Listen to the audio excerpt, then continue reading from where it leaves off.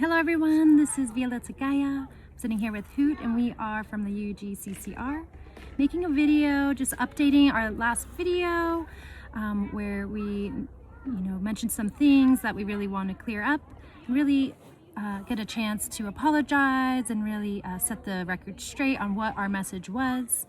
And so we're here in Mount Shasta, California. And Hoot, would you like to take it away? Okay, so we made a video about 6 months into the October 7th event, 2023. And so since then, I've watched well over 1,000 hours of video, not just on one side of the argument, but both sides of the argument. And it's hard to find any videos that are like have a debate where both sides of the argument are being presented and challenged to each other. That almost doesn't happen. If you know some examples, we'd like to know what they are. But primarily, we see people representing a pro-Palestinian and anti-Israel Zionist point of view, and then we see people representing a pro-Israel point of view, and very little interaction between those points of view. And another thing I notice when I personally talk to people, and I find that when I talk to people who are pro-Palestinian and anti-Zionism, I find that they're unwilling to have a conversation. Like, they just dismiss me out of hand if I propose that there's any possible other way to look at it other than. But when I notice that when people who are pro-Israel are challenged by people who are pro-Palestinian, they're always willing to engage and to have a conversation and to hear out the other person's point of view, and to be able to respond to it in a constructive manner. And so that right there tells me something.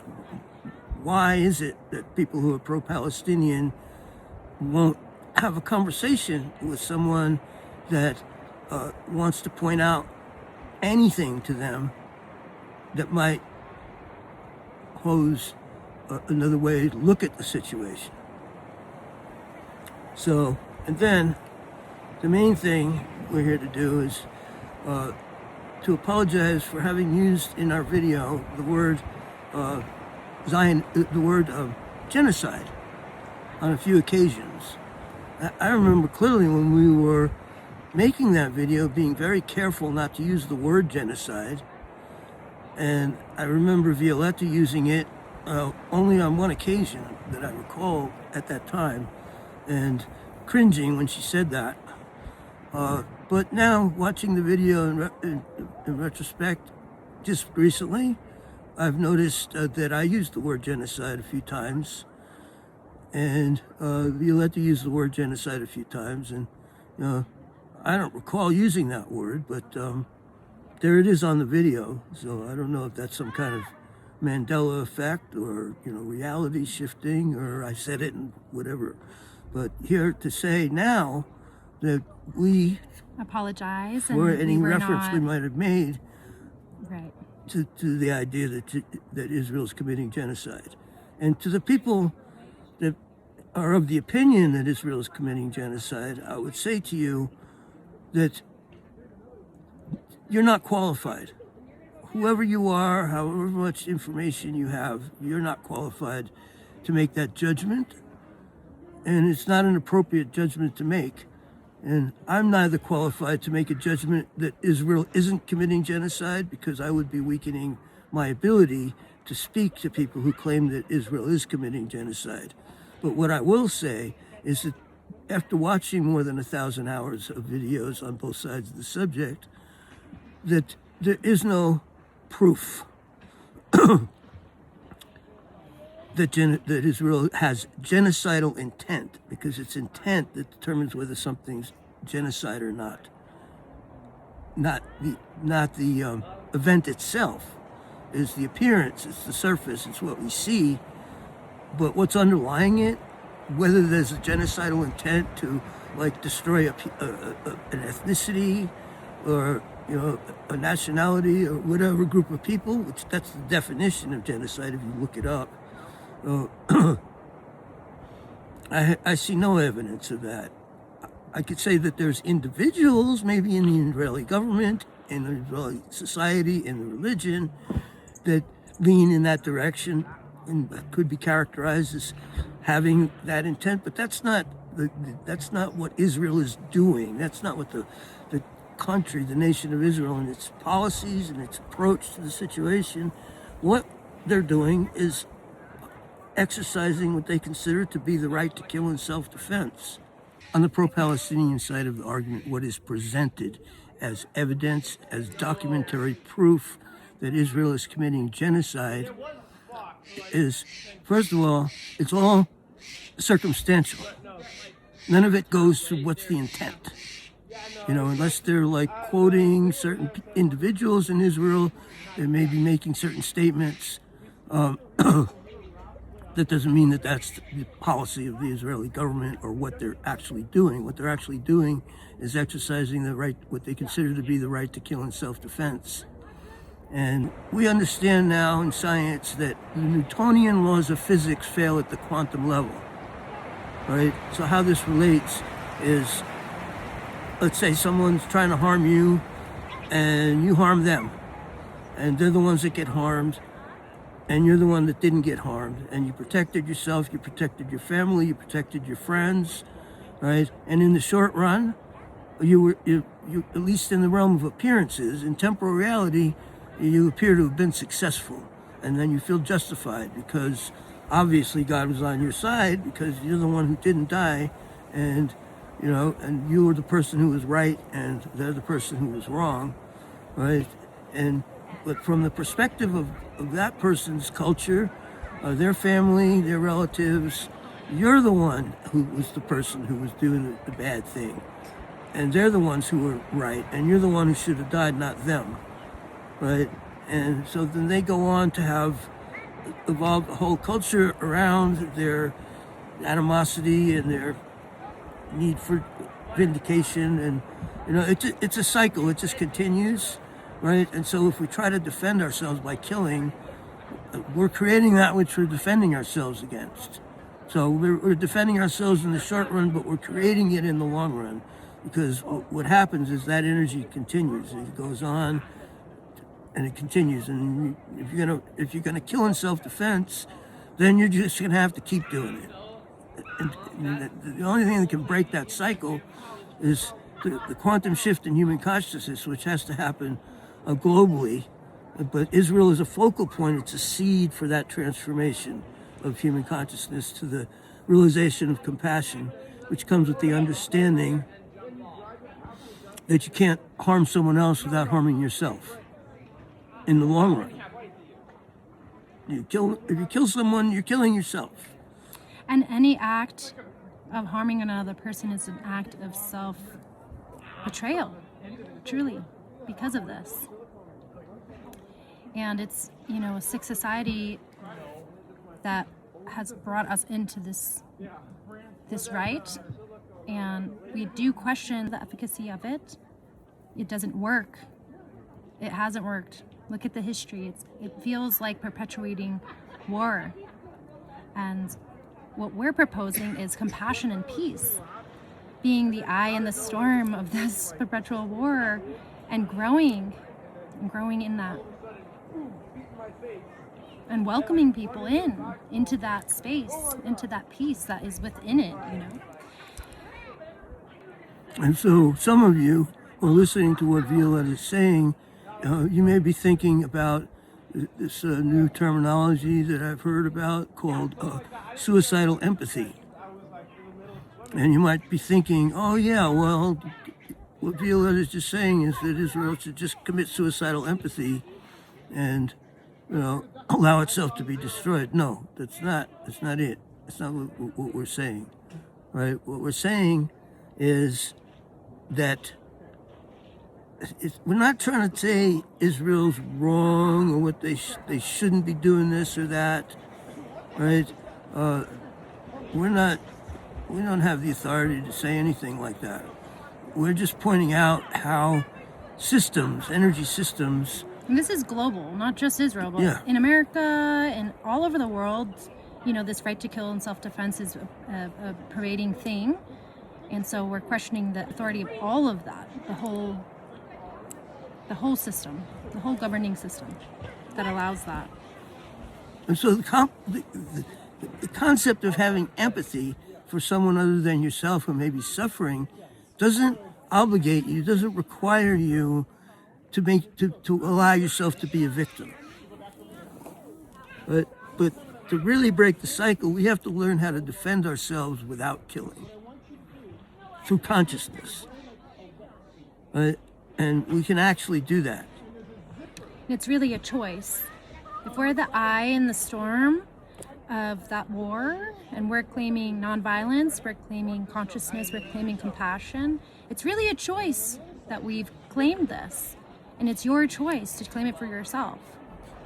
Everyone's choice. It's everyone's choice to claim for themselves. And in that choice, you join the collective of beings who are working toward peace and working toward actual diplomatic ways towards handling conflict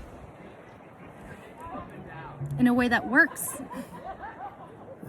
So the other thing that was our main focus when we made the original video, we're talking about, we call it the 997 Project, right? And we're drawing a correlation between what happened in the Holocaust era, because what was unique about that particular era was not the expulsion of Jews, right? The original agenda, from at least from 1932 when the Nazis came into power until 1938, at least up until 1938, the agenda was ethnic cleansing. It was not about genocide. The genocide didn't really enter the picture until sometime along 1938 and was formalized in 1941 in the Wannsee Conference, where a bunch of people sat down, and Hitler wasn't even at that. It wasn't even a signatory to it, but it was the activation of the Genocide Project, which is basically put in writing and signed by a whole bunch of different political figures, saying, well, we're going to exterminate all the Jewish people, right? So that's clearly stated genocidal intent, right? And it was not unique for the Jews to be driven out of a country, for latent anti-Semitism to become activated and become active anti-Semitism to where the Jews are persecuted and basically forcibly expelled from a country. Whenever that happened, they went somewhere else, right? And in the Holocaust era, what happened was the world closed its doors. We go into detail about that in our original video. I'm not going to rehash what's already been said, even though I seem to be doing it to some extent. What happened was that the world at large, for the most part, closed and locked its doors under the rationale that, oh, well, the Nazis are forcibly expelling the Jews, and that's wrong, and that's bad, and so we're not going to facilitate that by letting those Jews come to our country, so we have to keep the Jews out, right? Well, it had the opposite effect, because the inability of Germany to expel its Jews, right, led to what's the final solution, right? And so the final solution, what happened was not like just the aggressor, the active perpetrator, right, being the Nazi Party, but the passive participant being the rest of the whole global world, by not allowing Jews, by not doing the compassionate thing, doing the politically correct thing, right, by trying to minimize the forced expulsion, which led to the genocide. And during the parallel between then and now, what was happening in Palestine, right, when Israel first responded to October 7th, and they're driving all the Palestinians south, right, up against the Rafah Gate, which is the doorway to Egypt, and Egypt is a signatory to the Genocide Convention, which says that they're obligated, if people are being forcibly expelled or trying to flee a famine, a war, famine, or natural disaster, then any signatory to the Genocide Convention is obligated both morally and legally by their signature to grant safe passage, right? And so, so simply opening the Rafah Gate would have solved the problem. There wouldn't have been a war if they just opened the door and let them into Egypt. So what we were trying to do at that time was we were trying to prevent the Gaza Palestine crisis from escalating to a global conflict, and getting at least 1 million Palestinians out, shifting the demographic would have accomplished that. Up until the end of the first year of the conflict.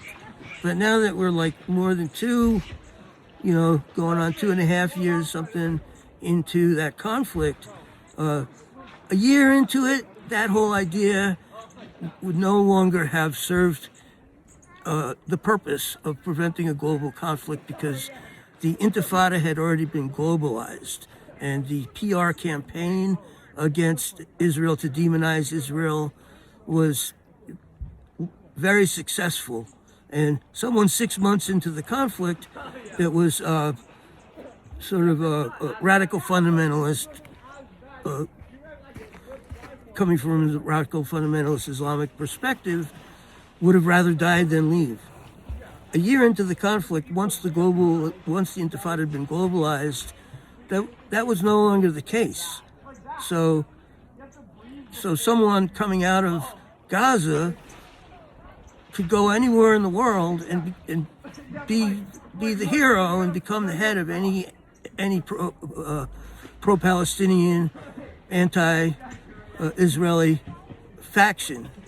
These parties, they'd be heroes.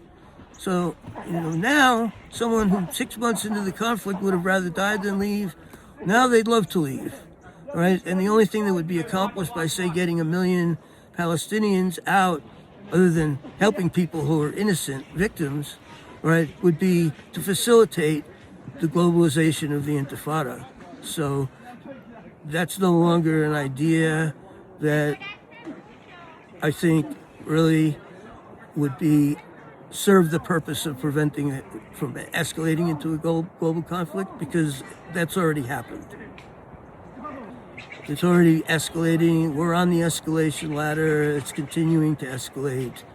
And the only solution is to shift the collective consciousness of the whole humanity, right? And we can do that by praying, meditating, and writing, right? Because when you, the greater portion of the collective consciousness of humanity operates under this ideology of the right to kill in self-defense. Literally more than half the world. I don't know how much more, right? But it's the predominating thought form in the collective consciousness. And what happens is, in the same way that galaxies condense in the formation of the universe, thought forms condense and become denser and denser as they become larger and larger. And they become like planets or stars, or eventually black holes, right? And what we know about black holes is they suck up, right, everything around them. So the organization behind the idea of the right to kill in self-defense, which is the foundation of the military-industrial complex, is the rationale, the reasoning, and the justification behind all wars, is the right to kill in self-defense, right? That has a lot of support. There's a lot of networking, a lot of energy behind it. And the people who think maybe that's not the best way to defend ourselves, maybe killing other people isn't a good way to defend ourselves, and we're actually hurting ourselves, as much or more than we're hurting the people that we're trying to defend against, right? When that idea tries to gain hold in an individual consciousness, we lack the cohesion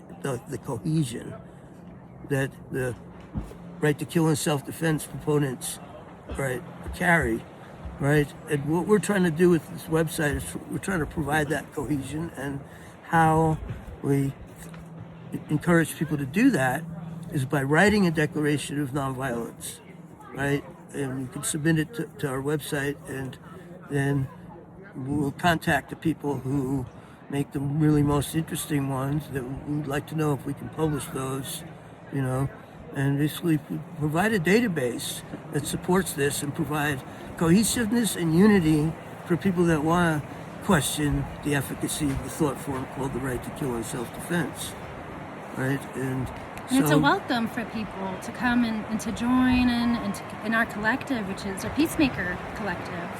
So when you think, you're thinking inside the collective, the quantum morphic field that is the collective consciousness of all humanity. Okay, and so you look in the website and go to the declaration section, and you'll find more information about how that works, morphic resonance, but basically by thinking we can shift consciousness. And our existential dilemma is how we shift consciousness before we self-destruct as a species. One more correction is Israel is not a member of NATO. Israel is considered a NATO ally, not a NATO member. So that's a correction of something I said in the last round. And I hope you find this informative and maybe helps you to think twice about things, maybe helps you to think twice about your opinion about what's going on over there, and maybe helps you to think twice about whether killing in self-defense is really... It's really working out. It's really working out, yeah. I hope. And how to change it. One more thing to address is the idea that Israel is trying to ethnically cleanse the Palestinians. What Israel's clearly trying to do is defend themselves against people who want to destroy them, right? And the idea of the right to kill in self-defense implies that they have the right to destroy the people who are trying to destroy them, right? That doesn't mean, and maybe it's hard to differentiate between who's an enemy combatant and who's a civilian. I'm sure that's a problem, right? But it doesn't mean that because they're trying to defend themselves against people who want to destroy them, that they're trying to ethnically cleanse all of the Palestinians from that land. They're trying to eliminate a problem, the problem being the preponderance of an ideology that calls for their destruction. Not everyone who's a person in Palestine is of that opinion. I'm sure there are many people in Palestine that are of the opposite opinion, that feel like Hamas is what's causing their suffering. But they don't have a voice. Who has a voice? Because that reports, there's a name for the organization that does all the news reporting that comes out of Gaza, and Israel doesn't allow press into there, so we're only getting a story that's filtered through a certain perspective. And anyone in Gaza who would stand up and say Hamas is the problem, not Israel, right, would be eliminated, and certainly wouldn't be given a microphone and a connection to the internet or a press badge. So let's dispel that idea that the intention is ethnic cleansing, right? And understand that it's their way of exercising their right to kill in self-defense, and it's a war, and no country is perfect, and the whole situation is a conundrum. And what's the thing is, anti-Semitism will represent that Israel doesn't have a right saying they don't have a right to whatever they're doing, that it's a war crime, that it's genocide, and that they have no right to do it. Show me a war that both sides didn't commit what's defined as war crimes and crimes against humanity. Show me a war where there's no crimes against humanity, or where there aren't civilian casualties, like Hiroshima, for example. Well, and you can find plenty of examples of that. So the thing is, an anti-Semitic perspective will tell you that Israel doesn't have a right to be doing what it's doing. So, but every other country in the world isn't questioned or challenged about having a right to defend itself by killing. They all have war machines, and they all, commit war crimes, and they all commit crimes against humanity, and they're all killing in self-defense each other and perpetuating a system that's a self-fulfilling prophecy that continues to renew itself, right? But why is it that Israel is the only country on earth that is denied, through the court of public opinion, the right to defend itself against a genocide that's trying to be committed against them? So think about that. There is an actual metaphysical explanation for this. All right, if you want to check out, there's a brother here in Mount Shasta, Baruch, and he's got a series of videos out, Mount Shasta Zohar. I advise everybody to watch that. It's really important what he says. But basically what he says is that the people of Israel, the real meaning of the word people of Israel, isn't about a bloodline, isn't about an ethnicity, isn't about a religion. The literal meaning of the people of Israel is the people who are aligned with Source, right? So what does it mean to be aligned with Source? Is to be in a state of compassion and only acting through compassion and no other form of action, right? Because what Source is, when they say God is love, right, God is compassion. It's a better word, because love can mean all kinds of things, unless you say agape love, which means unconditional, right? So compassion is the word that we like to use. Compassion is the frequency of the universe. So when you're in compassion, you're aligning yourself with the frequency of the universe, right? And then you come into alignment with it, and it comes through you, and you can express it, you can channel it, you can share it, right? You can help humanity to have that understanding, right? And so then he says, the reason why the world is in so much trouble right now is because the people of Israel, meaning the people who are aligned with Source, aren't doing their job, right? So then the question is, what's their job, right? Their job is to teach nonviolence to all humanity. That's their job, right?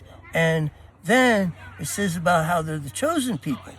And so the people who are aligned with Source are the chosen people, right? That doesn't mean specifically the Jewish people, or these people, or those people, or any people, right? It just means the people who are in compassion are aligned with Source, right? So their job is to teach nonviolence to all humanity. And that's what we're doing here at the UGCCR. I'm actually here in Mount Shasta on a pilgrimage of compassion, taking the healing waters of the world and this prayer to Mount Shasta, to Israel next week, where I'll be hosted by a rabbi and doing another ceremony there, spreading the consciousness of compassion and the realization of compassion. Going then to Malta and then to Glastonbury, doing the same thing, tuning in with the frequencies of those civilizations. There's these ancient civilizations who worship the goddess, who worship compassion, and then coming back here to Mount Shasta to complete this crystal grid that I'm creating on planet in order to spread compassion and to encourage all beings that may witness us, hear our messages, to choose compassion for themselves first, to contemplate what compassion is. And I believe that if you start contemplating compassion, defining it, that's your own initiation to your own self-realization and your own journey of complete liberation. And when all beings are liberated on this planet, there will be no war. Not in the sense that how we fight them today. They may be conflict, of course, but not in the sense that we fight them today. And that's my, my dream and my journey and our journey is to stimulate this globally, and using our words and using our hearts to initiate this through our individual beingness, our own choice of compassion and the collective choices of the ones that join us and who stand with us and stand with this mission, whether they actually are with us or if they're practicing compassion and they'll never hear of us. We're still empowering them through our love and through our showing up and through our messages and our art and our wisdom and our frequency. So, in our own way, this is what we're doing. This is how we're doing it and why. And we appreciate you so much for joining and for tuning in and for learning more and for activating your own consciousness and choosing peace for yourself and for your family and for your loved ones.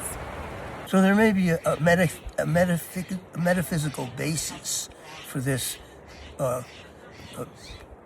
opinion that claims that tries to deny Israel the right to defend itself. But we have to go with what is Israel? What does that mean, right? And one thing Baruch also explains to us is that there was a fundamental misunderstanding in the way that the message of Moses was portrayed. I don't know if he misunderstood, but he was the leader of his country and he had to provide some cohesion, right? But the true meaning, the promise, right, isn't about a physical place. It never was about a physical place. It's about a way of being. And the message that God gave to Moses, in my opinion, is live by this principle called compassion. That's the promised land. And you'll create paradise on earth. But live by other principles and you'll create conflict, you'll create chaos. And so to live up to the ideology of what that means, what the people of Israel means, is to become the people who are aligned with Source. And to teach nonviolence through compassion to all humanity, right? And if we get caught up in the temporal realm and the way things appear to be, and we focus in that, we become entrapped, and we're not able to function on a quantum level. To function on a quantum level, we have to go beyond judgment, right? And we have to live and practice compassion in every action, right? And how we interact with the world, right? And so one friend of mine made a declaration of nonviolence. It was great. It was like one sentence. I haven't got him to write it down, but basically he said, nonviolence is how I defend myself. All right? So if we could somehow learn, not just people in Israel, but people all over the world, right, how to defend ourselves by not killing instead of by killing, then we're where we need to be to move forward as a viable species on a planet called Earth, right? And we're no longer on a path to mutual self-destruction. That's what we need to do. Well, thank you, Hoot, for your leadership and for your words. And thank you all for your compassion. I'm not trying to provide leadership. I'm just sharing the benefit of my experience and my consciousness and see if it can help, right? Well, thank you. De-escalate the world. And for our closing statement, we're sitting here with our sister Ananda Sky, and Hood has another message about compassion and the history behind compassionate beings here on planet. So the promise wasn't about a place, it's about a way of being. Live by this principle called compassion, and that's the promise. And you'll create paradise on earth. That's the promised land, is what we get, what we receive as humans when we live by the principles of compassion. And that's what Mashiach is. Mashiach isn't necessarily a specific person, but anyone who embodies compassion is Mashiach, right?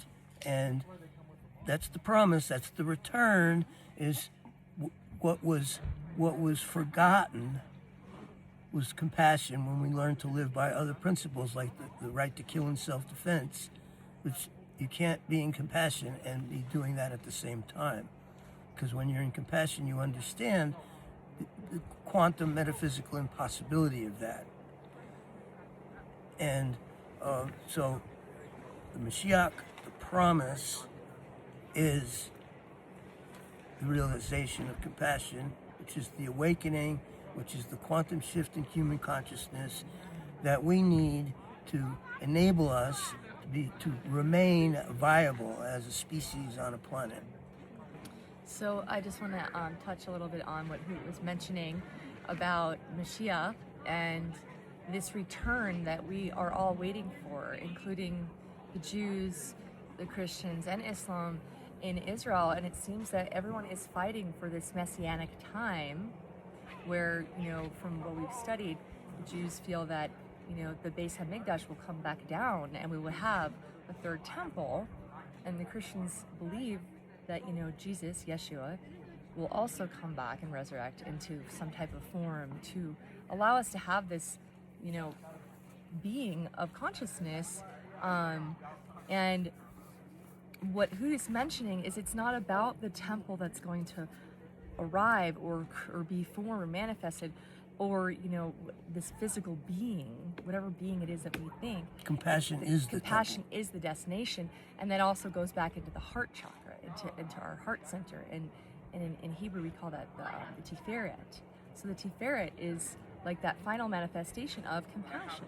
So when we can fully open the door of the Tiferet and live within the divine love within, because that's what we came from, when we essentially return to that, then we go back to our greatest purpose, which is where we're supposed to be in that vibration. When people are not there, they don't get to live their truest dharmic path because their heart frequency will not allow them to align. So when we can surrender to that compassion, we can be there here now in this moment.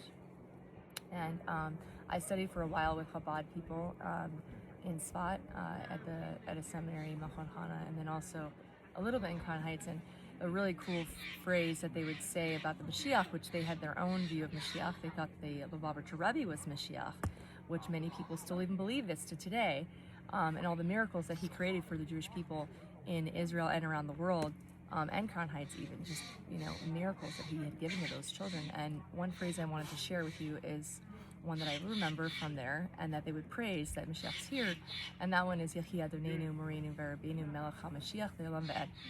So it's basically like the Mashiach, the King, is here now for us within our heart center. So we can pick one person or one idea of what we think that is, but what we are saying here and what Hoot and Violetta are saying essentially is that it comes back into that heart consciousness, which embodies the compassion which we are all seeking. So when we can let our egos go and embody that, we'll be on that path. And every being, we have these two temples. And what's in the middle of our two temples is our, brains and our consciousness. We activate our temples through our consciousness. And we are the living embodiment of these temple walker beings, these risen temples, if we choose. What Ananda referred to as ego, I choose not to refer to the word ego at all. What I would say is that what we need to do is not destroy the ego, transcend the ego, overcome the ego, annihilate the ego. We need to expand the ego, which is the limited self-sense, expand that limitation to infinity, which is the limitless self-sense. And when we do that, we become one with Source. We become that which is infinite. And so don't try to go against your ego. Well, it's also about refining the self and about refining and having that self-control, refining our actions, refining our minds, refining our love, our sounds, our voice, our messages. Expand it beyond limitation to limitlessness and embody the frequency of the universe. Frequency of the universe, which is compassion. Right, and integrated, actually bringing in, it's a living journey. And by questioning and contemplating compassion, you're igniting that. And on the pathway through this journey is total liberation for all beings on planet. And that's what we're here supporting and what we're here representing and encouraging. And thank you. Oh, great. Thank you. I made a little joke about that whole idea, the conflict between oneness and individuality, right? So some of you might get it, not everyone. So Moses is up on this mountain, right? And he sees this burning bush. And he goes up to the bush and he puts his hand out. He says, wow, there's no heat coming off of this flame. I wonder what kind of flame this is. So then he starts thinking he might be having a spiritual or a metaphysical or mystical experience. And he really wants to communicate with the bush. So he starts talking to the bush. And then he asks the bush, he says, what's your name? What's your name? And the bush says, I am that I am, or Yud-Hey Vav-Hey, right? And what they don't tell you is just at that moment, right, that the bush said, I am that I am, it was this like guru devotee type dude riding by on a bicycle. He was dressed in all in white, and he was chanting mantras on a mala, right? And he goes by just at that moment that the bush says, I am that I am. He jumps off the bicycle falls down on the ground. He's jumping up and down, gesticulating wildly, and he's pointing at the bush, and he goes, ego, ego. So it is. Oh.